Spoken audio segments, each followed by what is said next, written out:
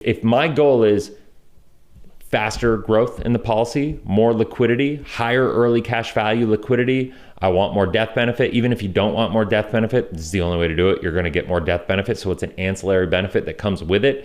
You're going to get a better internal rate of return long-term. And it's just actually, it's kind of phenomenal, right? Like, and when you balance this out, it's pretty awesome. So check this out. If you have money in a savings account, if you have money in CDs that are earning nothing, if you have other money that you're cashing out of real estate, because I know a lot of people are flipping real estate right now and they're looking for a place to put their capital. Like any of that capital, you could put it in a bank and you can lose, or you can put it in an account like this and you can have these benefits. Hey, what's going on, cash flow hackers? It's Chris with Life 180. And for this video, we're going to be going over the best ways to structure a whole life policy. I did a couple, actually one of the most popular videos, I think most watched videos that I've done is a video going over how to properly design a whole life policy. It was back in 2019. Obviously, some things have changed since then. So what I want to do is actually go over, I basically have designed 4 separate policies with looking at kind of a bad policy, you know, the kind of policy that Dave Ramsey, Suze, Orman, people of the like love to hate. I've done a 40-60 policy with a 40% base and a 60% PUA, paid up additions. I've done a 10-90 policy to show what that looks like. And then I've done what I believe is the optimum policy on the way to design this for most people. Now, the one thing I want to say before I get into this is that I really get irritated by people that say this is the way to do it, right? There is no way to design a whole life policy. The only way to really design a whole life policy is to get in there, take a look at what your objectives are. What do you want the policy to do for you? What are your long-term goals, short-term liquidity needs? What are your life insurance desires or wants or needs, if that even comes into play? If you don't care about life insurance, obviously, and you're using it just for the banking purposes only, that has to come into the equation. But for some people, insurance is important. Are you going to want to have more policies later? You know, that's a big thing for some of these 90-10 policies. Sometimes you have to get so much term insurance depending on your age to be able to get more insurance later if you want to be able to stack policies, right? Depending on what your financial situation is. But without further ado, we're going to get into this. I'm going to go through policy by policy and I'll bounce back and forth. I've got all 4 of them open in my browser. And so let's go. All right. So you can see here, this is the policy that, you know, the powers that be, the Dave Ramseys of the world, you know, love to hate on. You can see every premium that I'm using a $10,000 contract premium. You can see here. With this policy, you're looking at a situation that's pretty common. It's a mostly base premium, obviously, full base premium. It's got a long-term objective. It's full of death benefit, right? So you can see the death benefit is never increasing, so it's not using any paid up additions.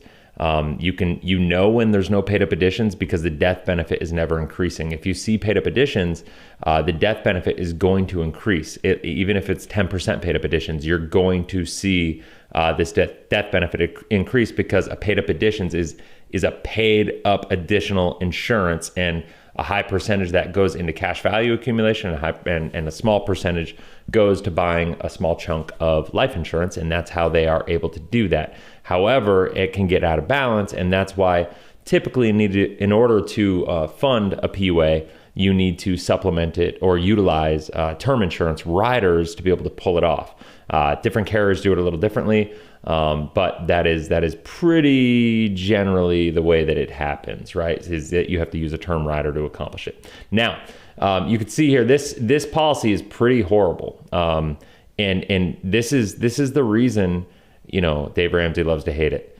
You got $10,000 a year in premium, but you could see year 1 and 2, you have no cash value. So you've got a $20,000 outlay, total cumulative premiums through 2 years, and $866,000 in death benefit, which you got a lot of insurance. But if your goal is banking, which a lot of people talk about life insurance as an investment, I hate that phrase. I love life insurance as a savings alternative, as a banking alternative.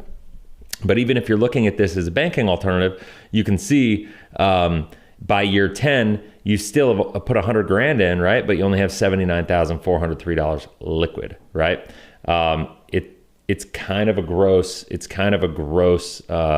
scenario. And this is, once again, I don't want to spend a lot of time on this. I just wanted to show you this just to give you the view of why people that don't like this strategy love to slam on it so much. All right, so that's that policy. Now what I want to do is I want to go to a 60-40 policy. So or a 40-60 policy. A lot of people use the phrase 60-40. I think it's just we're so used to using the big number first. But the reality is if we want to keep congruency with it, we should really say 40-60 policy, where it's a 40% base and a 60% PUA. Here's the deal. You can see here when you do this, the long-term growth is much better. You have only $170,000 in death benefit. So immediately you can see this is going to buy, the bad policy here was going to buy a lot of death benefit. That's a huge difference. There's almost $700,000 of extra death benefit in the poorly designed policy that also is going to pad the insurance agent's pocket, right? So it's key to understand that. With this, with a 40-60 policy, you're looking at $170,000 death benefit, right? You're looking at $6,600 of initial cash value. So you basically keep 66% liquidity. A key column to look at here is this column right here, the net increase in net cash value. I always look to say, okay, when is this breaking even in the sense of if I'm putting $10,000 in, when is this growing by more than I'm putting in, right? So this basically has a capitalization period of 4 years, meaning I'm going to have to basically, I'm going to be having pure insurance costs, right? And it's important to understand that it's not really that clean, but I like to break this down into really simple terms for people. When you look at this and you say, okay, I'm putting in $10,000 a year, right? And the money's growing. Well, anything that is not liquid out of that is going into, some sort of insurance obligation, the costs, the administrative fees, the cost of actual insurance, other costs inside the policy, and insurance charges, whatever. And so when you look at that, this is growing in cash value every year, but it's not growing by the 10,000. And so you see the net cash value is a cumulative value that's accumulated over the years. And so you could see by year 5, you finally are growing the policy. The net increase in cash value is growing by more than the 10,000. And then from year 6 and on, it's actually really nice. And by year 9, I should say, you've put 90,000 in, cumulative premium is 90,000, and you're basically even, right? And then by year 10, it starts to grow really fast. Now, this is one of the things that I'm always telling people. People are like, well, how long do I have to pay, right? That's something that we hear all the time is how long do I have to pay in a policy? Well, the answer is you can stop anytime after year 7, right? Like that's important to understand. Anytime after year 7 here, you can stop. However, all of your expenses, most of your expenses and admin charges and all the inefficiencies in a whole life policy are in the front end of this thing. So if you're doing this for banking purposes, right? For, to build money in a what I would call a financial fortress, right? If you're doing this for that purpose, why would you want to only fund it during the most inefficient years? And then when you get to a place where it's going to be operating efficiently, why would you want to stop, right? Because you can see here at year 7, you put in 10,000, it grows by 11,000. You put in 10,000, it grows by 12,000. The net keeps growing bigger and bigger, and it gets better and better. The net increase in cash value keeps getting better and better and better. So why would you ever want to stop that? And you can see here, once again, because we're using paid up additions, even though the cash value is growing. So this is another thing Dave Ramsey loves to say, is that when you die, the insurance company keeps the cash value, but you only get the death benefit. Well, in this scenario, you can see as the policy value is growing, so there too is the death benefit. So yes, it's important to understand that while you don't get the cash value and the death benefit, This death benefit is reflecting the fact that this cash value is increasing, right? And so as this is increasing, if they were to not just include it all in the death benefit, the cash would probably be taxable, right? Like if you think about it, when you save in a savings account, if something happens to you and you pass away and it goes on to your heirs, to your kids, this inheritance for them is going to be taxable if it's in a savings account. When the way it happens in a whole life policy is it comes through and you're actually going to receive it tax-free, right? Through the benefits of a life insurance death benefit. And that's why they do it that way. So that's why I think that's the most overly claimed argument that just honestly just is underthought and makes no sense, is just that fact alone. The cash, you cannot keep your cash and that, because they'd have to charge for the insurance completely differently, and then it wouldn't make sense. So if we're looking at this, once again, I always tell people, do not look at this as an investment alternative, because this is not an investment. The only difference between an investment and a savings vehicle is the function of risk, right? So investments have risk, savings vehicles don't have risk. The only risk in this policy is your discipline and ability to fund it. So that's the other thing I would say is pick a premium you're really comfortable with, right? So this is the 40/60 policy and this is, by the way, if you talk to most infinite banking practitioners, the authorized IBC practitioners through the Nelson Nash Institute, this is what they're going to suggest to you, because there's a lot of reasons. I have a lot of videos talking about this sort of stuff. You can go check them out. But this is the traditional infinite banking concept, policy design and structures to go 40% PUA or 40% base, 60% PUAs, and go from there. In order to do that in this policy, as you can see here, I had to use a 20-year term rider. You can see here at year 20 to 21, there's a drop in death benefit. But what's happened there is that term rider dropped off. It's what we had to do to help avoid MEC. And from there forward, the amount of money that you're actually able to fund this with to keep it from MECing is dropped. This is a maximum efficient contract. So it's a different kind of MEC, I would call it. It's a maximum efficient contract. And what I mean by that is this is funded maximum efficient up to the dollar. If we were to put another dollar in more than this, it would create a modified endowment contract. And what we would do is we would lose the tax benefits inside of this policy. And so that's important to understand. But the key things that I look at here, just so when you're looking at an illustration, if an agent is making this for you, if you're thinking about it, or if you're designing these for your clients, I'm looking at, obviously the premium, and then I'm looking at, I want to know the liquidity year 1. I'm always curious about the liquidity in year 10, and I look at year 20 as well, and then year 30. I look at like 10-year increments, right? But I'm also looking at the increase in net cash value of like where is the year where it's growing, increasing by more than the premium. So in this situation, it's year 5. And so now what I want to do, you can see, and obviously we have the death benefit, initial death benefit is $170,000. So now let's go to a 1090 policy, right? So the way that this happened to structure and design, and I probably could have dialed this in a little bit to make it an even $10,000. But I was just trying to put this together, and the metrics, the way that it came out with 10,253 based on just the maximization of it all. So you can see here, I put in $10,253, but now because I did a 10% base and I did a 90% PUAs, I had to use a little bit of a bigger term rider. That's what got me the extra $24,000 in life insurance from $170 to $194.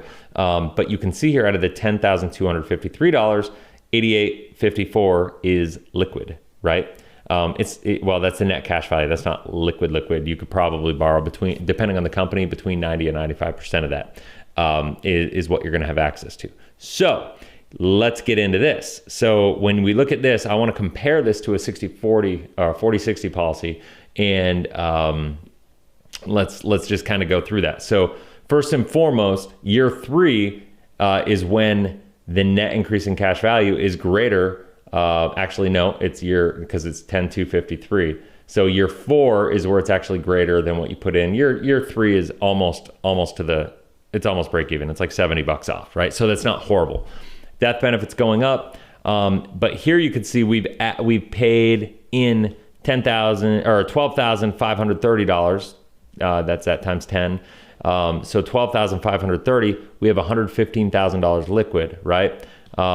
At where is the break even on this? So by year 8, we have a cumulative premium of 82,000 with a net cash value of 87,000. So we're better there. Year 7, year 6. So this is a break even, right? Where you're just a little ahead in year 6, whereas the 40/60 policy, let's go back to this one. Let's go to the 40/60 policy where you had the break even was year 9. So the 1090 policy is going to get you a little more insurance because it's a term rider. It's going to get you a little faster break even point. It's on every accord.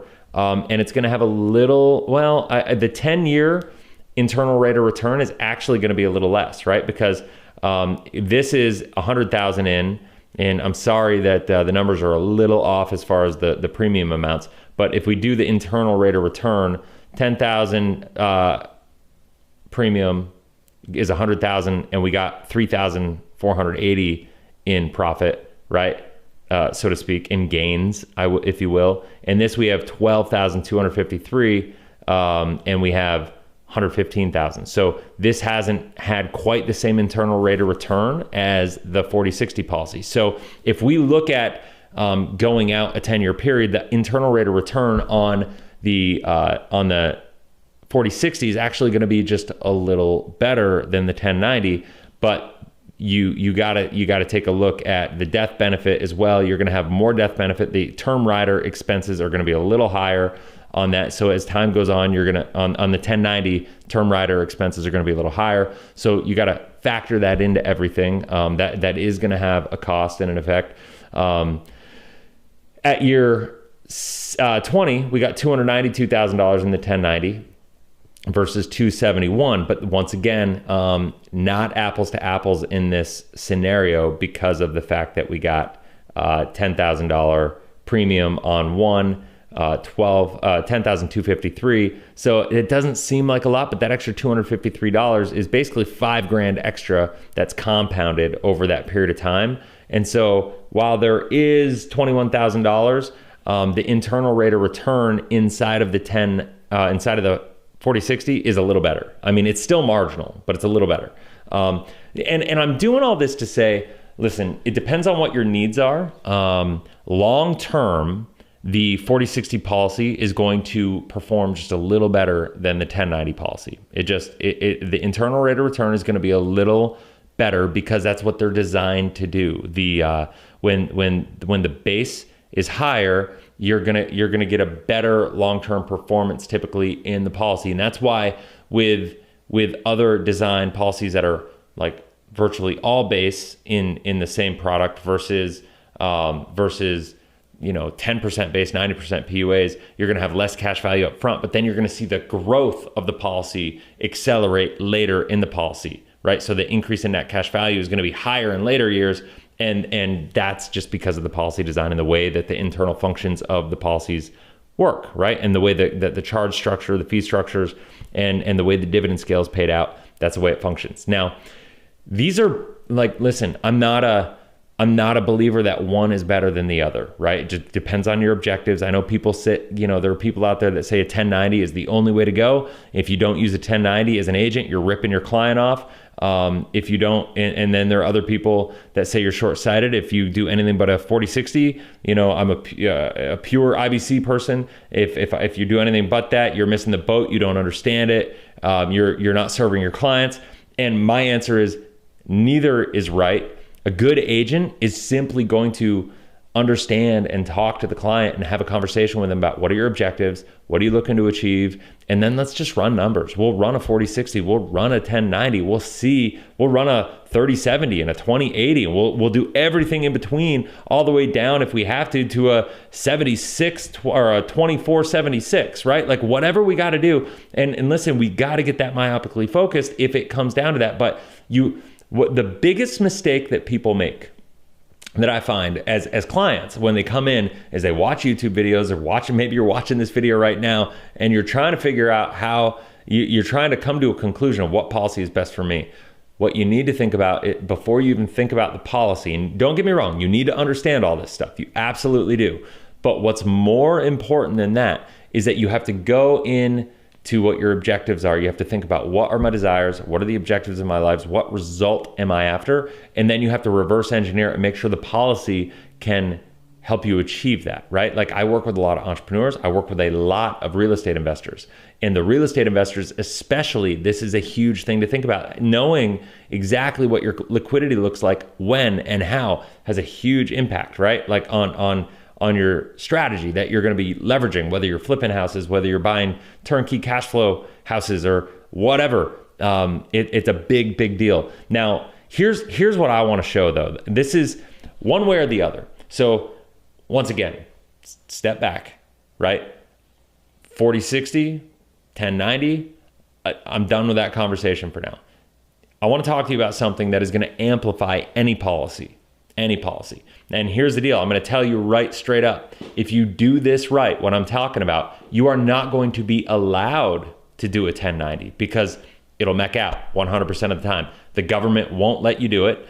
And the answer behind this is there's a much greater art form and a much greater level of understanding that the agent has to be able to accomplish this and do it. And for the client, for you, if you're looking to do this, it's really important to understand that if you can pull this off, and you'll understand, what I'll do is I'll show this. I'm just going to show the illustration. And when you compare the illustration to the 1090 or the 40-60, and you look at the liquidity levels, and then you look at the growth and the internal rate of return and the break-even years and so on and so forth, you look at all the metrics in the policy that matter, and you compare it to a banking alternative, you compare it to a savings account, and this is going to blow your mind. And when you understand what I'm about to show you, you're going to see why I tell people, if you believe that you should have 6 months to a year in an emergency account, in a savings account, right? In case of emergency, I believe you should have 2 years, 1 year for emergency and 1 year for opportunity in an account where you have liquidity, use, and control of that money, right? And that is this account. And if you believe that to be true, if you are a real estate investor, if you believe, or if you're an entrepreneur and you believe you need to have reserve of capital funds to help run your business and make sure you are protected from downswings or seasonal shifts or anything of that nature, managing inventory, managing paying employees, managing equipment needs, managing all the expenses that come along with everything, I'm about to show you what will change the game for you. Now, once again, usually we deal with much bigger numbers than this, when it comes to putting money into a policy, especially for entrepreneurs and real estate investors who are looking to get things moving. But if you're not quite there and you want to start, let's talk about this.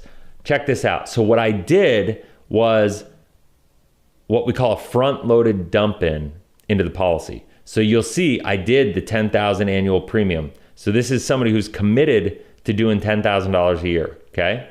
Check this out. So now in order to pull this off, what I had to do, I did a $50,000 dump in on year one. So check this out. Remember, I'm gonna go back to the 1090. What do you have here? I put in $10,253. I'm gonna just get my calculator out real quick because it's not a pure 10,000 number, so the math is just a little bit more confusing. So I'm gonna just get this out, and I have $8,854, $10,253, and I have about 70.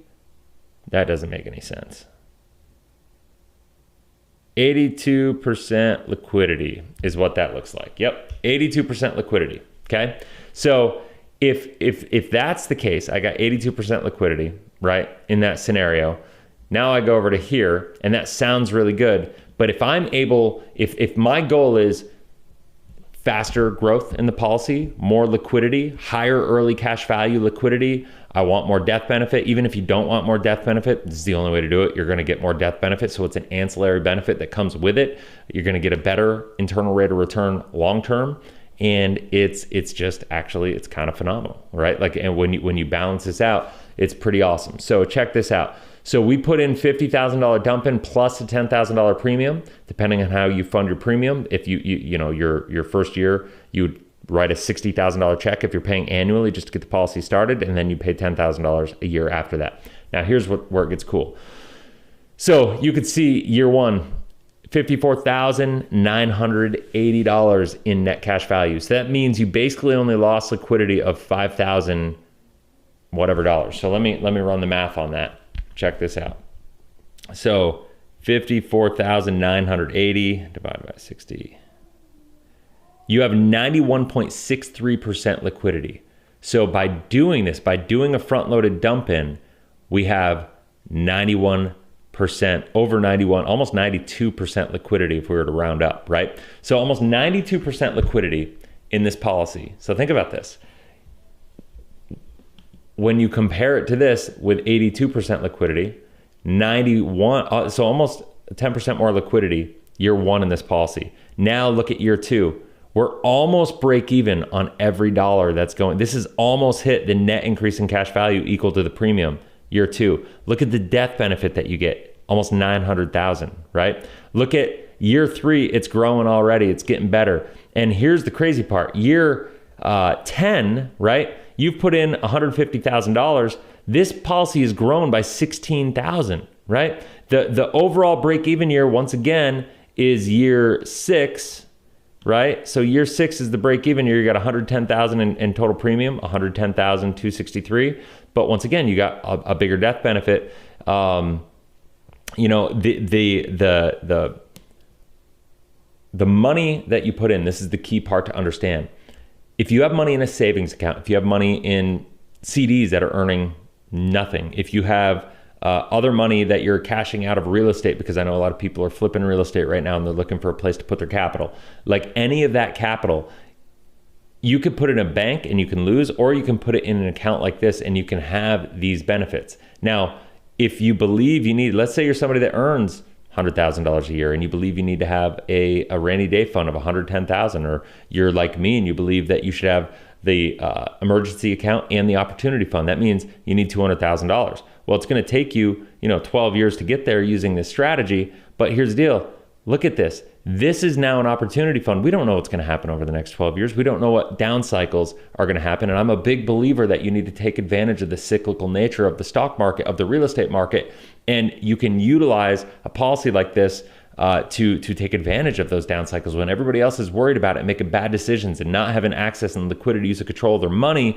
When the market tanks, you're going to be sitting here waiting for opportunity because of this. You're not going to have, listen, I'm a big believer that we are at the end of a bull run. We're coming into a time where there's so much uncertainty in the market, and having liquid, accessible cash, access to capital is going to be king, and having your money in a policy like this that you can tap into for opportunity is going to be a catalyst for making you wealthy. That's a big deal. And this is one of the reasons I do not like index universal life policies compared to a whole life, is because when you compare them and you look at the liquidity function of an IUL compared to a whole life policy, whole life just gives you a much better liquidity of that. The surrender cycle schedule of a whole life policy is much, much better.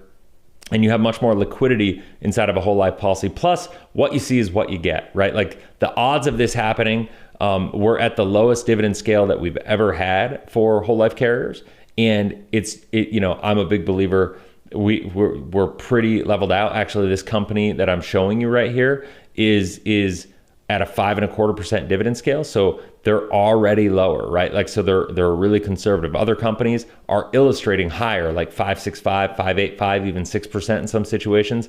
Any company illustrating at above 5.25 for a whole life company, I'm a little skeptical of. Like, I think they're going to have to reduce their dividend rates. So the current scale over here, if this were being run at a 6% assumption, for instance, I would be concerned that this is going to get lower, right? So that's why I wanted to use the company that showed a 5.25 dividend scale, because I'm really comfortable with that from a long-term perspective. In fact, I could look 20 years out and I could say, you know what, I actually think the dividend scale over this 20-year period is going to improve. So there's a chance that this policy is actually going to outperform what I'm showing you, right? So, and what it also shows is worst case scenario on an absolute guaranteed basis, kind of apocalyptic scenario. This has got a guaranteed cash value of $219,495. So year 20 on a guaranteed basis, you put $250,000 in, you got $219,000. So you are not going to lose a lot of money, worst case scenario, absolute worst case scenario. Mind you, this company and all companies that I would ever show anybody or to even think about have never missed a dividend scale, have never had to rely on the guaranteed column once, right? So here's the thing that I want to talk to you about when it comes to Index Universal Life, because I know a lot of people are probably going back and forth between the two and contemplating which one is better for you.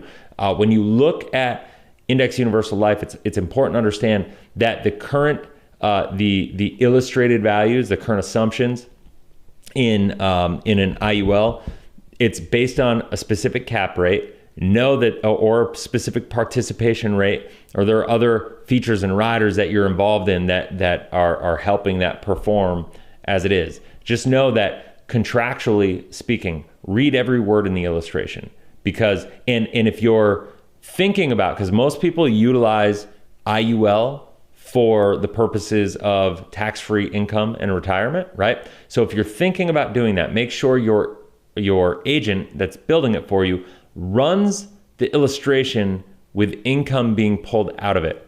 Because if they don't show income being pulled out of it, what happens is they omit certain disclaimers on the illustration because it's a way around it. If they run income on the illustration, it actually adds these disclaimers that will scare the crap out of you, because those disclaimers will tell you that, that the policy is subject to change. This is not an investment. By taking money, you seriously risk the chance of this policy lapsing. Like, these insurance companies, they will scare you. You will realize this thing is not what I thought it was. And that's what I find most people get in trouble with Index Universal Life, is they buy it thinking it's one thing and realizing it's not another. Insurance companies do one thing better than any other companies, any other industry on the face of the earth, and that is manage risk. They manage risk from an actuarial basis. They know if they sell life insurance, they price that life insurance so they can't lose. They know if they are selling annuities, they price the cost of the annuities and the returns and the guaranteed income on those annuities in a way that they can't lose. If they're going to give these guarantees, they're going to make sure that they're there. But what insurance companies are not great at is getting big returns and getting big investments. And here's the deal with Index Universal Life, and this is the last thing I'm going to say on it, is if you talk about the concept of indexing, this is the thing that blows my mind, that most IUL agents just can't seem to wrap their heads around. I don't know, they're emotionally connected with the idea of selling them. Maybe they like the higher comp rate for the commissions or whatever, because IULs do also pay a higher commission rate. Like, for instance, if you were to go with a New York regulated company for a whole life company, the absolute top GA contract is around 99 points, according to New York regulations. Well, Index Universal Life policies, right, have comp rates of up to 165% in a lot of situations, right? Like, there are big contracts that they pay more. So how could they afford to pay more and give just as good returns and guarantee? They can't do it, right? Like, and so it just doesn't make sense. And the thing that the other part of IULs that doesn't make sense is that the general fund in these insurance companies is getting marginal returns right now, 4 to 4.5%. So they're illustrating 6.2, 6.4. Some cases I've seen 7% on some of these illustrations for some of these companies. If the indexing strategy was that good, think about this, just common sense.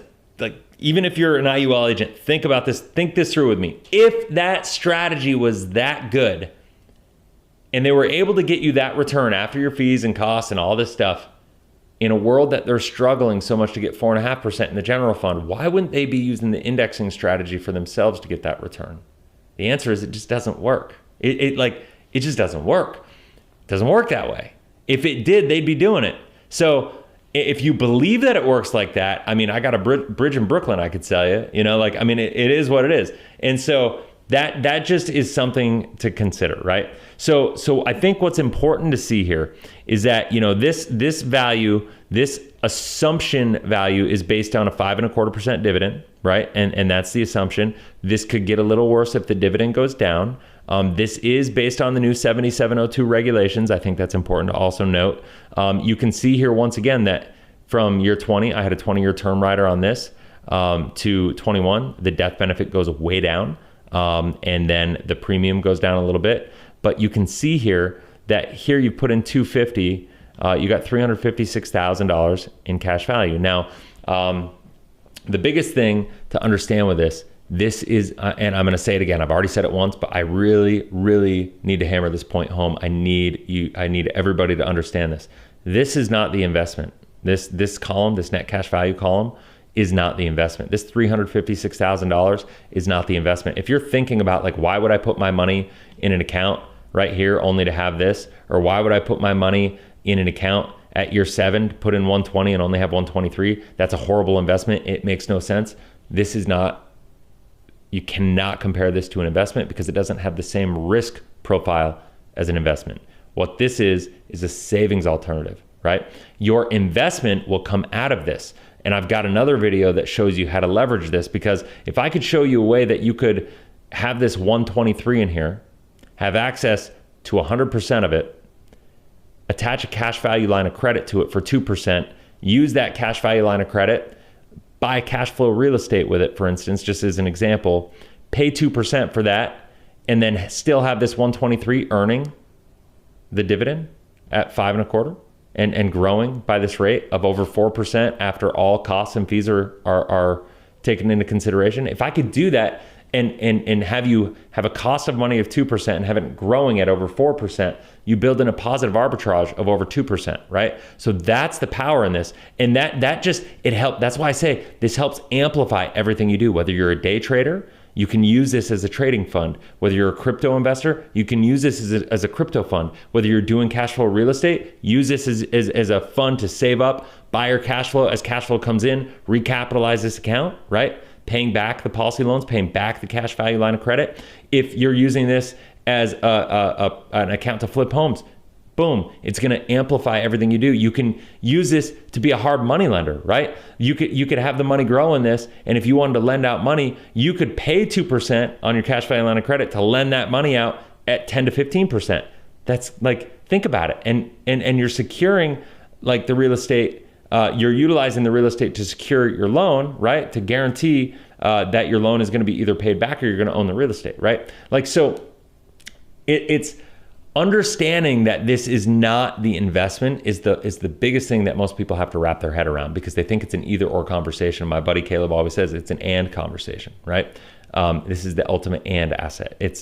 You have to get out of the either or mindset. That's just the way it goes. So, you know what? I think that is it for this video.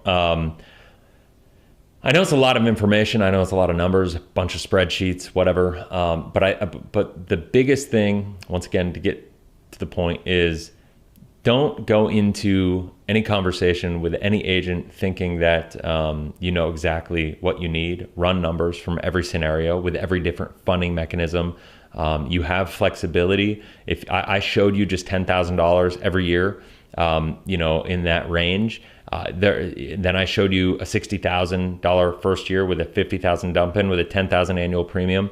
That gives so much more flexibility. But I mean, we ran a scenario recently for somebody where it was, they did $35,000 the first year, $20,000 the second year, $15,000 the next 4 years, $10,000 the next couple of years, and then all the way down, laddering the premiums down to the $5,000 range, right? Like, so there are things that you can do to accomplish this, and they're much more flexible than people realize. And so the key is to go work with an agent that understands all the moving parts in the policies, that understands how you can kind of maneuver this around. And any agent that says 40/60 is the best way and come hell or high water, that's the way to go. Anybody that tells you different is a fool, or anybody that says 10/90 is the only way. I would avoid those conversations. I would avoid working with anybody that's myopic, like just thinking that myopically and that is that tunnel vision about their strategy, because they're not open to looking at all the other alternatives, right? They're just, they got their thing. And I understand the shtick, especially the 1090 shtick, and why it sounds like a good sales tactic, but it's really not all it's cracked up to be. There are a lot of drawbacks to it. And, it just, once again, you have to look at it from all angles. So if you have any questions, leave them in the comment section below. If you haven't already, make sure you subscribe, hit that bell notification. That way you get notified every single time we launch a new video. If you're in the insurance industry watch this a couple times, save it, share it with people on your team. Use this for your clients if you want. Like this is a video I think that is really, really important to get out there for people who are looking to coach people through this strategy as an agent and sell this, or people who are looking to implement this in their own lives and are thinking about, taking the banking strategy and implementing it in their personal financial, world.